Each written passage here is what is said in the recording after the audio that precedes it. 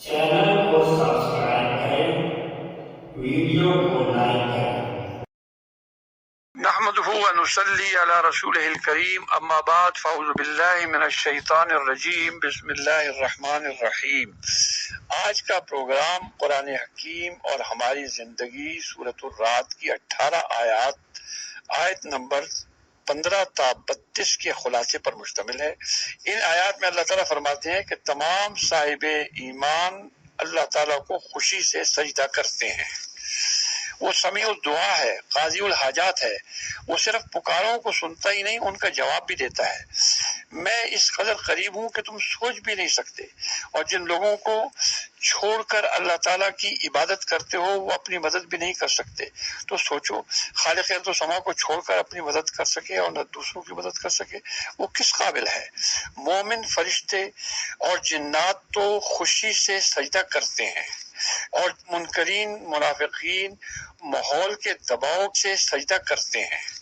किसी को नफा और नुकसान पहुंचाने का मालिक न होना, इसमें दो चीजों का जिक्र फरमाया है। एक वो चीज जो पानी की शक्ल में होती है और खशो खासाक को बहा कर ले जाता है, और दूसरा वो मैल कुचैल निकालता है। खालिक अर्ज़ व समा हक और बातिल को निकालता है।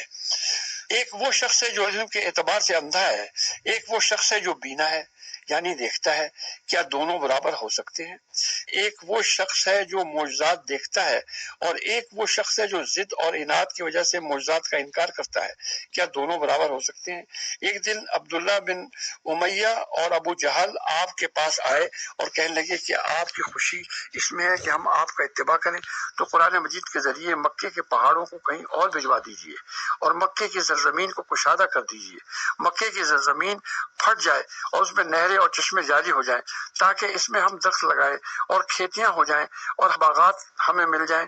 खालिक अर्ज़ व समा ने हजरत दाऊद अलैहिस्सलाम के लिए पहाड़ों को मुसख्खर कर दिया था, हजरत सुलेमान अलैहिस्सलाम के लिए हवाओं को मुसख्खर कर दिया था।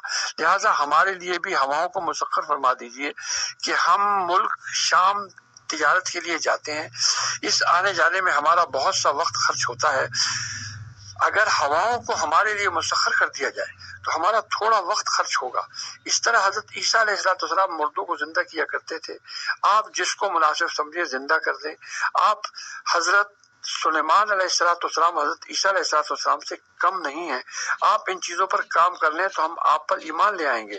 खालिक अर्ज़ व समा ने इरशाद फरमाया कि अगर ये सब चीजें हम कर दें तो भी ये लोग जिद और इनाद की वजह से ईमान नहीं कबूल करेंगे। खालिक अर्ज़ व समा जिसको चाहता है ईमान लाने की तौफीक अता फरमाता है। इरशाद फरमाया कि अगर ये लोग ईमान ले आए तो बहुत बेहतर है। जो लोग आरजू नहीं करते वो ईमान कबूल नहीं करते। खालिक अर्ज़ व समा जिसे चाहते हैं ईमान लाने की तौफीक अता फरमा देते हैं और जिसे चाहते हैं ईमान से। खालिक अर्ज़ व समा कादिर मुतलक है, वो ईमान लाने की तौफीक अता फरमाता है जिसको चाहता है। अल्लाह ताला ने सूरत रात की इन आयत में उलुल अलबाब लोगों की 10 सिफात बयान किए हैं। पहली और दूसरी सिफत बयान करते हुए इरशाद बारी ताला है कि ये लोग अल्लाह के अहद को पूरा करते हैं और अहद को तोड़ते नहीं हैं। अल्लाह ताला से जो अहद किए हैं उनमें से एक अहद तो वही है जिसका सूरतुल आराफ में जिक्र किया गया है कि अल्लाह ताला ने आदम अलैहिस्सलाम की सारी ज़ुर्रियत को उनकी पुश्त से निकाला। फिर उनसे सवाल किया गया, अलस्तु बिरब्बिकुम, क्या मैं तुम्हारा रब नहीं हूँ? सब ने जवाब में कहा, बला, हाँ आप हमारे रब हैं। इस वक्त सब ने ये अहद लिया था। फिर अहद की याद दहानी के लिए अंबिया कराम अलैहिस्सलातु वस्सलाम तशरीफ लाते रहे। जिसने दीन इस्लाम को दीन बना लिया तो उसने अल्लाह ताला से अहद कर लिया कि आपके हुक्मों पर चलूंगा और आपकी फरमाबरदारी करूंगा। यह तमाम अहवाल और अमाल से मुताल्लिक है। अल्लाह की शरीयत के मुताबिक अमल करना वफाए अहद है और गुनाहों का इर्तिकाब करना नक़्द अहद है। अल्लाह ताला से जो अहद किया है इसकी पासदारी सब पर लाजिम है।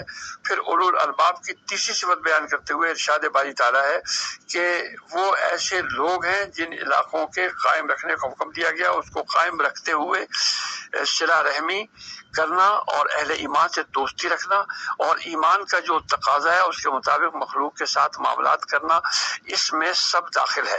اولو الالباب کی چوتھی صفت بیان کرتے ہوئے یخشون ربہم، اپنے رب سے ڈرتے ہیں، اس بات کا خوف لگا رہتا ہے۔ اور پانچویں صفت بیان کرتے ہوئے ارشاد باری تعالیٰ ہے وَيَخَافُونَ سُوءَ الْحِسَابِ، اور سخت عذاب کا اندیشہ رکھتے ہیں اللہ سے، اس بات سے ڈرتے رہنا، اس بات کا خوف لگا رہنا کہ قیامت میں حساب ہوگا۔ اس سے ایمان میں جلا پیدا ہوتی ہے اور ایمانی تقاضوں کے مطابق عمل کرنا آسان ہو جاتا ہے۔ حساب دو قسم کا ہے، حساب یسر اور حساب عسر۔ سخت عذاب کو سوء الحساب سے تعبیر کیا گیا ہے۔ حضرت عائشہ رضی اللہ تعالیٰ عنہ نے فرمایا کہ میں نے عرض کیا یا رسول اللہ صلی اللہ علیہ وسلم آسان حساب کیا ہے؟ آپ نے فرمایا آسان حساب یہ ہے کہ اعمال نامہ دیکھ کر درگزر کر دیا جائے، جس سے مناقشہ کیا گیا یعنی چھان بین کی گئی کہ عمل کیوں کیا گیا تو وہ ہلاک ہو جائے گا۔ اولو الالباب کی چھٹی صفت بیان کرتے ہوئے قرآن مجید میں ارشاد ہے والذین صبروا ابتغاء وجہ ربہم، مصیبتوں پر صبر کرنا، نیکیوں اور فرما برداریوں پر جمے رہنا اور ثابت قدم رہنا، اپنے نفس کو گناہوں سے بچائے رکھنا۔ تینوں قسم کے صبر پر بڑا اجر و ثواب ہے۔ اس دنیا کا مزاج ہے کہ تکلیف کے بغیر اس دنیا میں گزارا ہی نہیں ہو سکتا۔ مومن اور کافر دونوں کو تکلیف پہنچتی ہے اور سب کو صبر کرنا پڑتا ہے، لیکن مومن چونکہ اللہ کی رضا حاصل کرنے کے لیے صبر کرتا ہے، اس پر ثواب ملتا ہے۔ اور اولو الالباب کی ساتویں صفت بیان کرتے ہوئے ارشاد باری تعالیٰ ہے وقاموا الصلاۃ، اور نمازوں کی پابندی رکھتے ہیں۔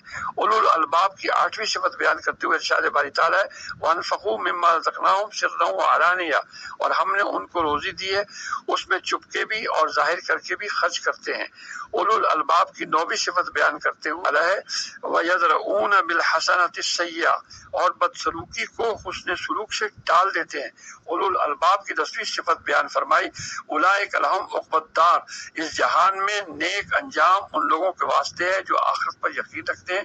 اس کے بعد ارشاد باری تعالیٰ ہے یہ وہ لوگ ہیں جو اللہ کی طرف رجوع کرتے ہیں، اللہ تعالیٰ انہیں اپنی راہ دکھاتا ہے، یہ لوگ معجزوں کی فرمائش نہیں کرتے، نیک انجام۔ اس کے بعد ارشاد باری تعالیٰ ہے یہ وہ لوگ ہیں جو اللہ کی طرف رجوع کرتے ہیں، اللہ تعالیٰ انہیں اپنی راہ دکھاتا ہے، یہ لوگ معجزوں کی فرمائش نہیں کرتے، جو معجزات ظاہر ہوئے انہیں غور سچے ایمان والوں کے قلوب کے مطمئن ہونے کا سب سے بڑا ذریعہ ہے۔ ایمان پر ان کا دل مطمئن ہوتا ہے اور جب کبھی سنتے ہیں یا خود ذکر کرتے ہیں زبان سے یا دل سے، اس سے دلوں میں فرحت اور خوشی اور سکون اور اطمینان کی لہریں دوڑ جاتی ہیں۔ پھر اہل ایمان اور اعمال صالحہ والوں کو خوشخبری دی اور فرمایا طوبیٰ لہم، ان کے لیے خوشحالی ہے اور عمدہ زندگی ہے، وحسن مآب، اور نیک انجامی ہے، دنیا میں ان کو حیات طیبہ اور سکون و آرام کی زندگی حاصل ہے اور آخرت، اور ہم نے آپ کو ان میں اس لیے بھیجا ہے کہ آپ ہماری کتاب تلاوت فرمائیں یعنی پڑھ کر سنائیں۔